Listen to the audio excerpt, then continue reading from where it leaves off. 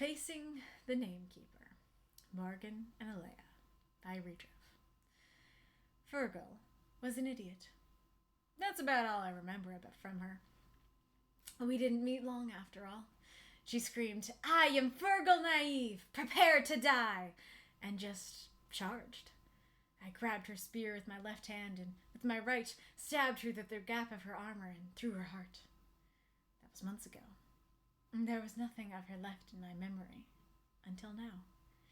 It should have been a normal battle. Us killing them, them killing us. I was doing pretty well. I was strong, after all. But that night arrived. A great sword in place of the usual spear and names. Hundreds of them carved in the steel of her golden armor. This meant trouble. That's where I found it. Engraved on the knight's brassard. Fergal naive. From that point on, I couldn't think of anything but her. Even as I was tossed around by that beast of a knight, my mind just echoed, "I am Fergal naive! Prepare to die!" I fought. I did my best. My very best. But when the knight's blade cut off my left arm, I knew it was over. It was one wound too much, and I fell to the ground in a pool of my own blood. I had a pretty good life, anyway. Now, to close my eyes and welcome the eternal break. I am Fergal naive! Prepare to die! I stood up, my missing limb radiating with pain as I screamed with what was left of my lungs. I am Mockley Parl! The rest was too tiring to spit out. The warrior nodded. I am Alea Yulger. She needn't say more. She impaled me. My ribs felt the cold of her hilt. It was kind of nice. Resting on the armor of my enemy, the dull grip of death soothing the pain, and my right hand caressing the name of the woman I killed. I just hope someone heard me scream, and perhaps saw me stand up. I hope it mattered.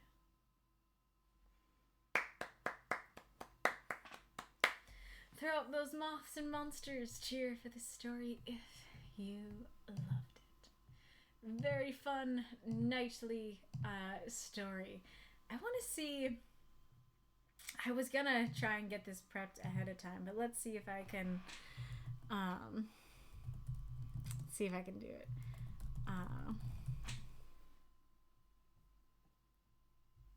I want a better picture than that. There we go. Well, that's tiny. It's better, but it's tiny. But I play this game on my iPad. It's one of those dragon collecting games. It's even more tiny now. Come on, let's get bigger. Oh, come on. I don't know if I can do it. But I play this. Here, you know what? I'm just going to copy the image and put it in the stream chat. But I play one of those dragon collecting games, and the image of all the names on her armor really reminded me of this new dragon. But that, there you go. It's in the stream chat. That's kind of the sort of thing, not exactly that, but that sort of image of just littered with symbols on the golden armor, I think is a really cool image. And yes, it is Dragonvale. It is exactly that.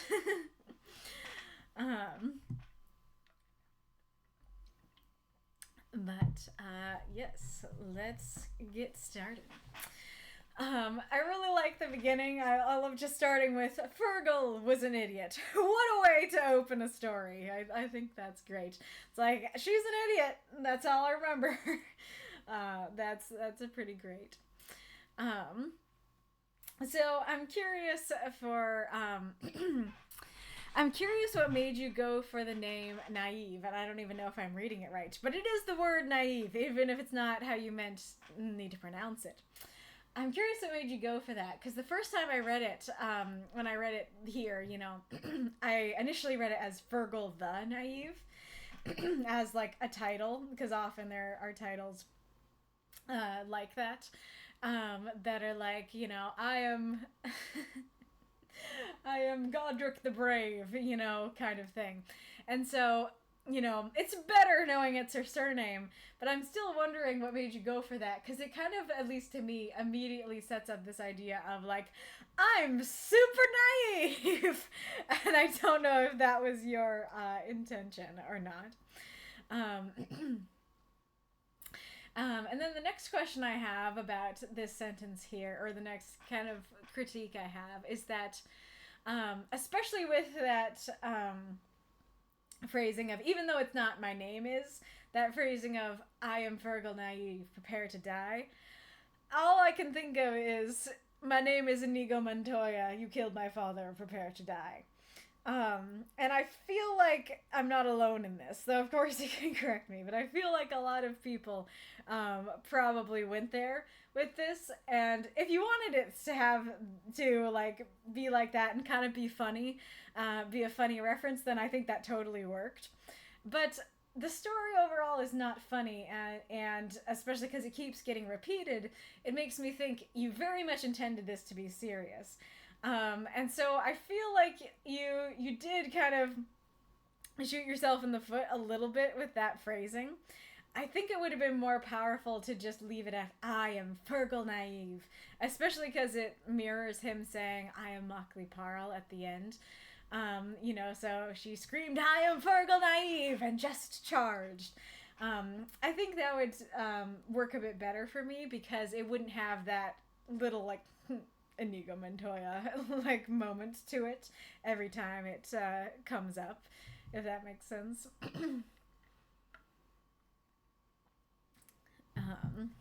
I'll probably come back to the armor thing. So this might be a little bit nitpicky, but the first time I read this story, I found myself confused, and then when I read it again to practice, I was way less confused. I was like, oh, actually, that made a lot of sense. And so I was trying to figure out, why did I get confused and what left me with that impression. And so I think there's just some of the phrasings here in this paragraph that are a little odd, that are, I think, what ended up doing that to me. So I think the first one is this, it should have been. So that was months ago. There's nothing left of her in my memory until now. So that is saying that was in the past. And then it says, it should have been a normal battle. And to me, that reads as, we're still talking about that battle in the past. Like, that was months ago. There's nothing left of her in my memory until now. That battle should have been a normal battle, but it wasn't. And it's odd, because, like, I think that this isn't technically wrong. Like, the tense isn't wrong or anything like that.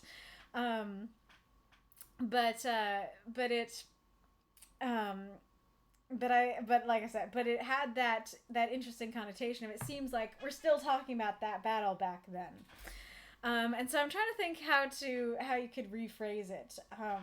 I guess you could quite simply do, today's battle should have been a normal battle. Or, like, let me think.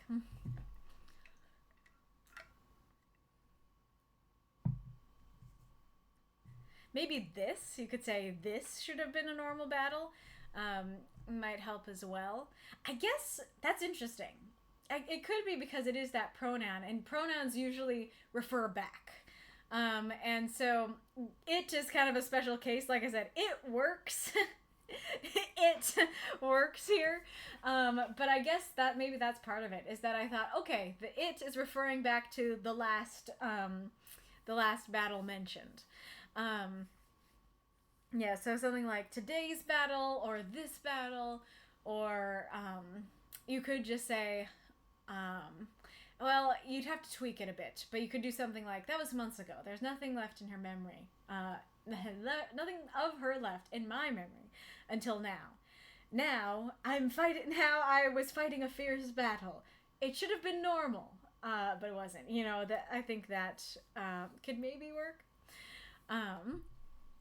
I do really like this, though. Like, that's I love the matter-of-factness of it, that is what battles are like. That is a normal battle. Us killing them killing us. I think that's fun. And then for this one here, so I think this was another culprit of my confusion. So this line of, but that night arrived, a great sword in place of the usual spear and names. The fact that there's no punctuation here makes it read as the usual spear and the usual names. And so I was imagining it as like, oh, okay, so people in this world generally write their names on their spears. They generally fight with spears, and they generally write names on them. But this one has hundreds of them, and they're not on her spear; they're on her armor. And as I kept rereading it, I realized I actually don't think that's what you were trying to say. I think you were trying to say a great sword in place of her usual spear. One thought, new thought, and names, hundreds of them. And I feel like that could work if there was a comma or a period. That, you know, a great sword in place of the usual spear, and names, comma, hundreds of them. You know, well, I guess the comma here that matters, but comma and names, hundreds of them. But I do think it would be better to have a period, especially because I said it is a new thought, and so good. A great sword in place of the usual spear, and names, hundreds of names carved into the steel of her golden armor. You could also do it as great, and I know this isn't the start of the sentence, but a great sword in place of the usual spear, and names, hundreds of them carved into the steel. I think that would work as well. This is one of those places where I think a fragment works. Yes, and names is a fragment, but it really conveys this idea of and names. Like, oh my goodness, she's covered in names. So at least for me, that would work. But of course, people in the chat can offer other examples or disagree or agree or whatever. Nonetheless, I love this image. Like I said, I mean, I really like that dragon in Dragonvale as well. That's such a cool image of not just a knight in golden armor, which is already a pretty cool image, but this armor that is covered in names. Like, that is so cool and so striking. I love it so much.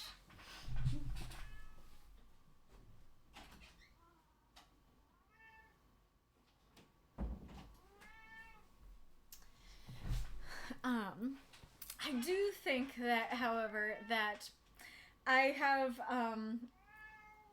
talked to one other person, and I have seen the reviews of this story, and all three of us immediately thought, why would somebody write names on their armor? These must be the names of people she killed. But that obviously isn't the case, because Fergal's name is on there.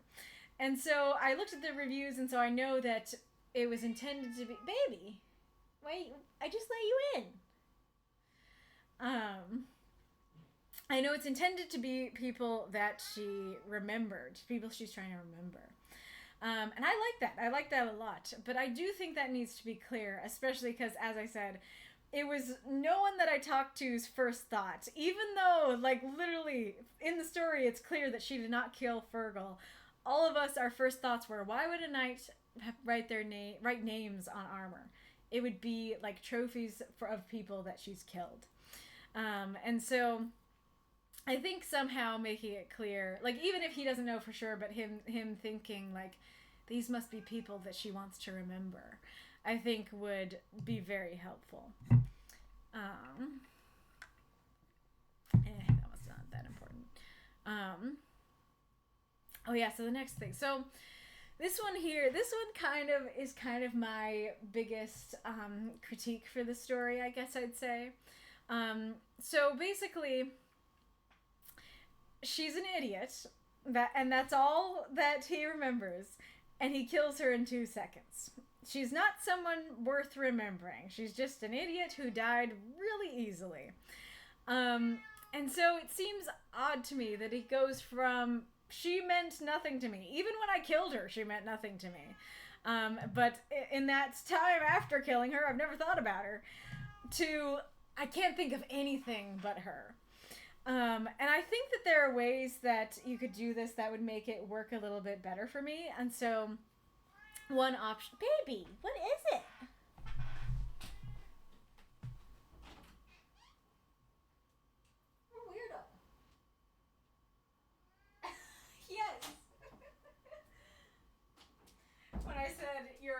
she was in the middle of the door and she turned around, looked at me and meowed, and she was like, I'm not gonna let you close the door if you're gonna call me that. So I think that if you went along with my idea of maybe he sees the name and he's like, oh my gosh, like she had somebody who loved her and somebody who was trying to remember her. And so that could make him go like, oh my gosh, I'm totally thinking about this differently. Like, all I thought of her before is as an idiot. But now I'm realizing that she's a person, who had people who loved her, and I killed her. And so that's why he's remembering. I think that could work really well.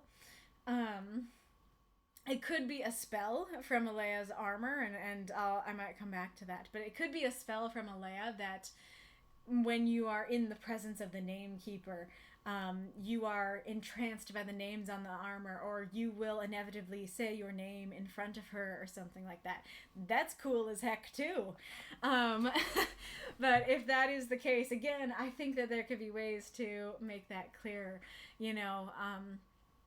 It could be something, just using words. Did I write something down? I might have written something down. I did not, however, start the timer again. Whoopsie doodles.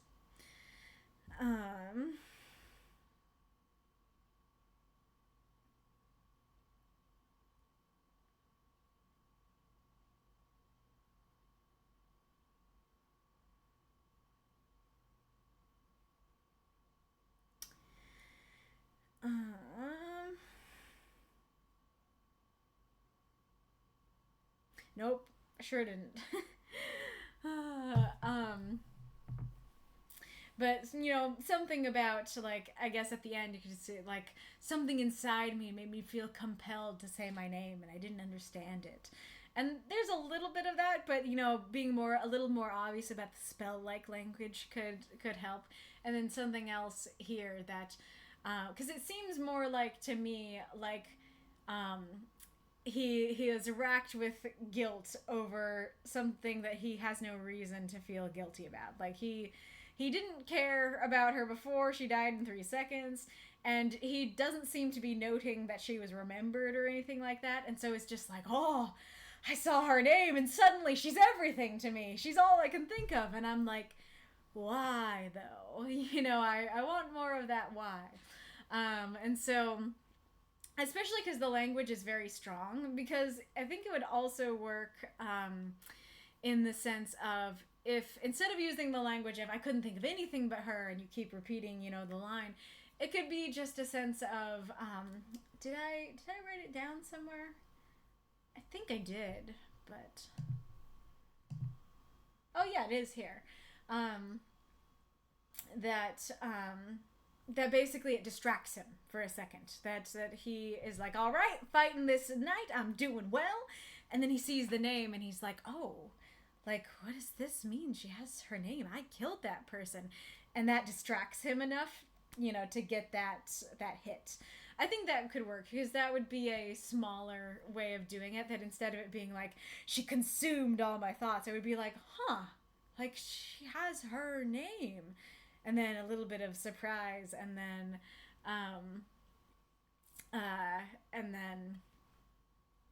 that would be enough for that kind of thing. And like I said, you could also do this you could do both of what I said, actually. You could do, like, he's like, what? She has her name. What does that mean? Distraction, cut off the arm. And then and then as he's bleeding out, he's like, she was remembered. Somebody wanted to remember her. Like, you could do that kind of thing as well.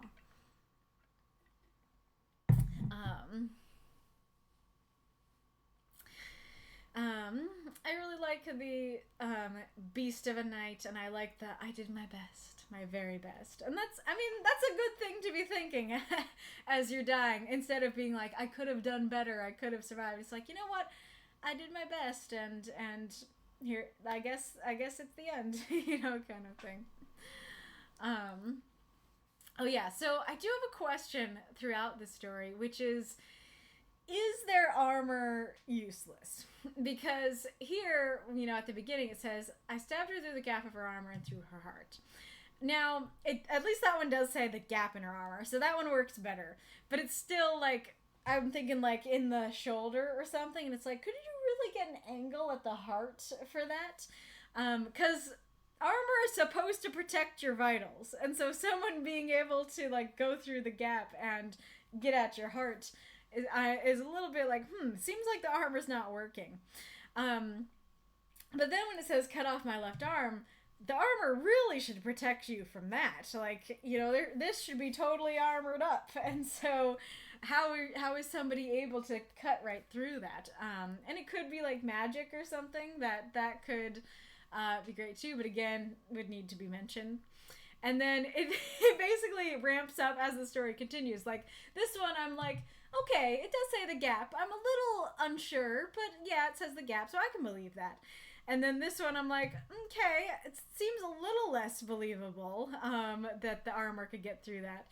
And then this one is the most unbelievable, because this part would absolutely be armored. And so how can somebody just impale you straight through that? And then kind of in addition to that, this whole time I'm thinking that he's armored because we're talking about knights and she has her armor. And so I'm thinking, okay, like, he probably has armor too.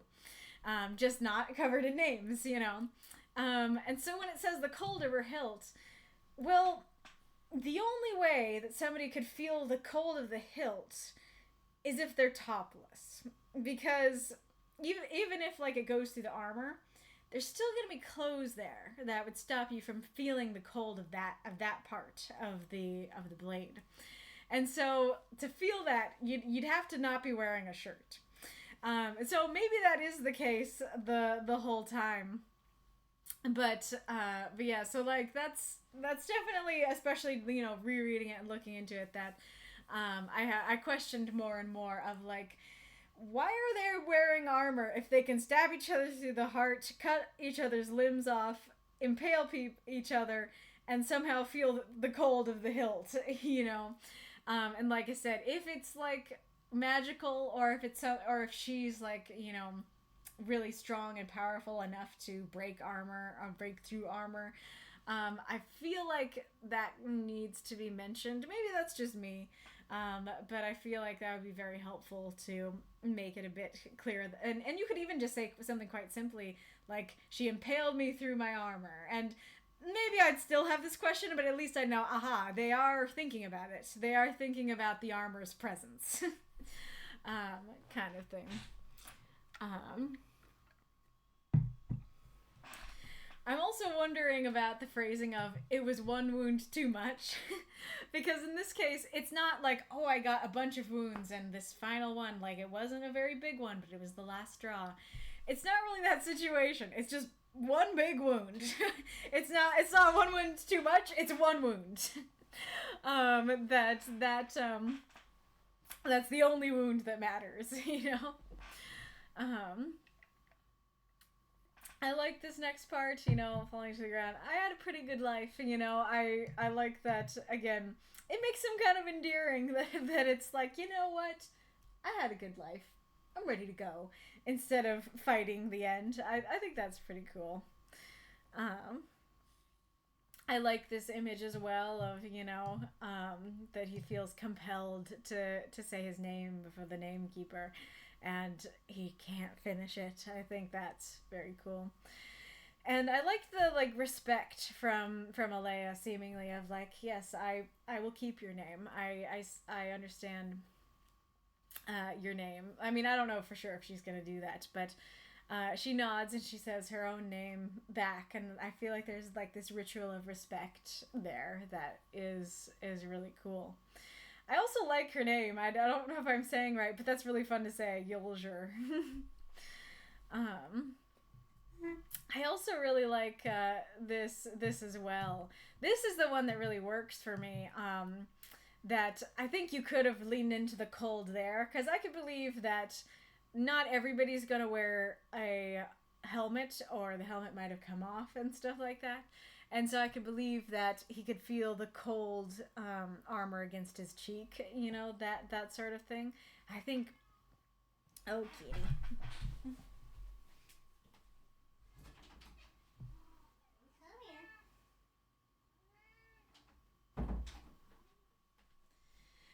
Um,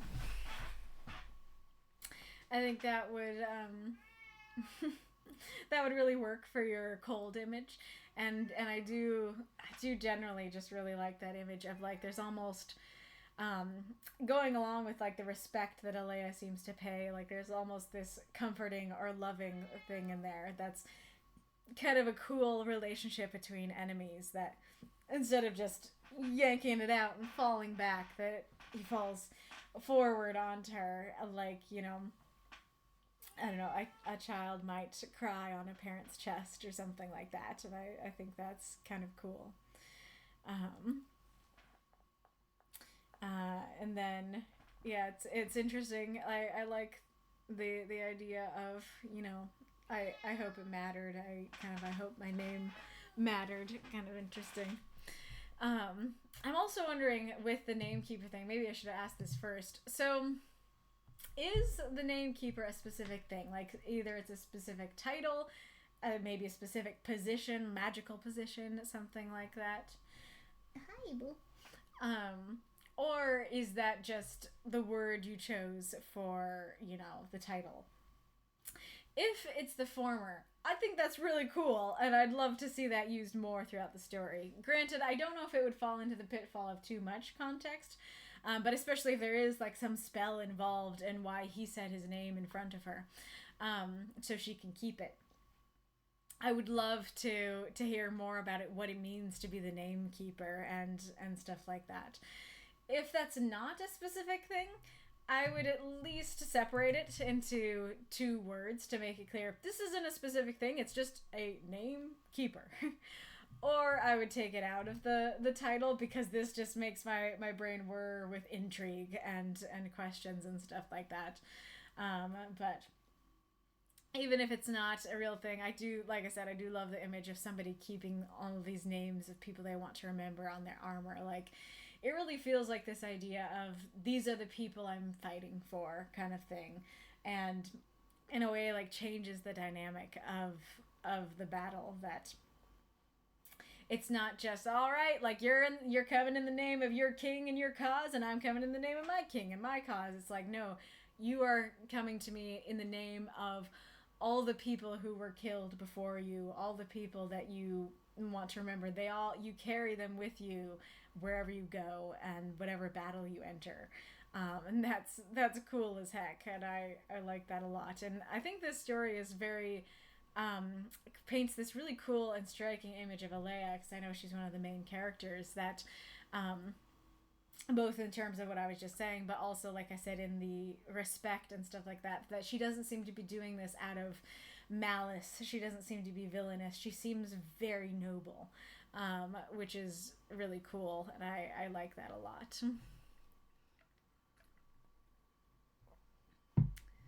Um, all the hearts and tentacles.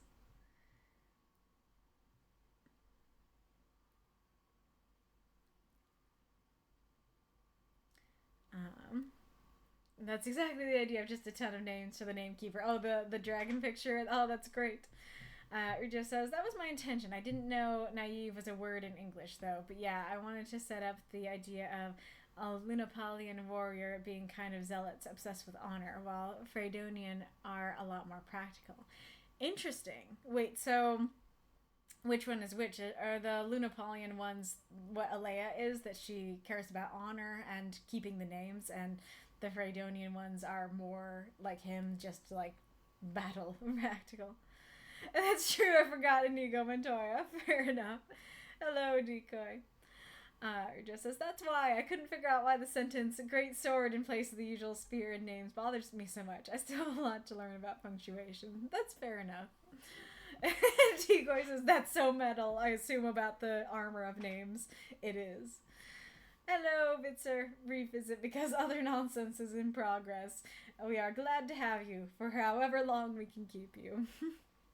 Thank you for the subscription, or the gift sub, actually. So that added something to potentially unlocking the next story. It's a very good sword. Oh, that gets through the armor. Fair. Reidrev says, for the armor part, it's just that Alea is freakishly strong. But yeah, I went a bit too far with it. Gotcha. Well, it could work. Like, you could have Mockley, Parl, be, him, like, notice, like, it gets through his armor, and he, like, looks at it, and he's like, holy crap, she's strong. You know, not that exactly, but you could have him, in his internal monologue, be like, I can't believe she just cut through my armor, you know, whoa, that could be really cool. Yeah, I didn't think about the armor presence at all, and the one wound too much is me being too scared that people might think that a cut off arm is but a flesh wound. I mean, that's the interesting thing, is that I feel like it ended up being the opposite, because unfortunately 2 people I talked to both did have that reaction. That both of them were like, oh yeah, it's like just but a flesh wound. And I don't know if that's because of this phrasing. So it could have been that, but or I don't know if it was because he was able to stand afterwards, but I feel like you could stand even after that horribleness. But anyway, so I feel like just saying, you know, when the Knight's Blade cut off my arm, I knew it was over. And, like, that's all. Oh, there's gonna be an ad. I have a kitty, but I don't know if I can show her to you. She's very cute. Very fluffy. Fergus means strong one in Gaelic. It's very Scottish. Well, unfortunately, she was not a strong one in this case.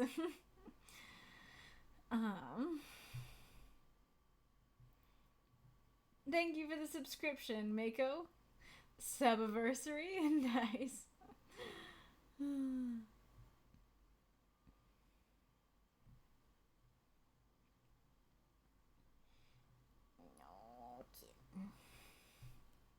Just a puddle of fluff on my counter. My desk. So cute.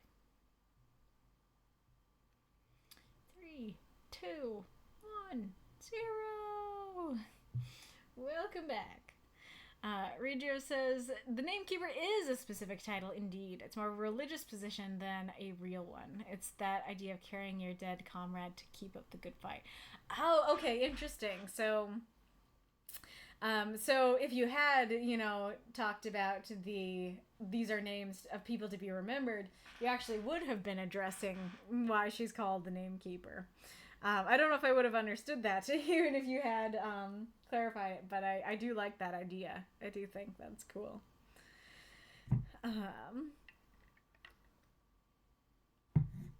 But yes, this was a great story, Reidrev. Thank you so much for submitting.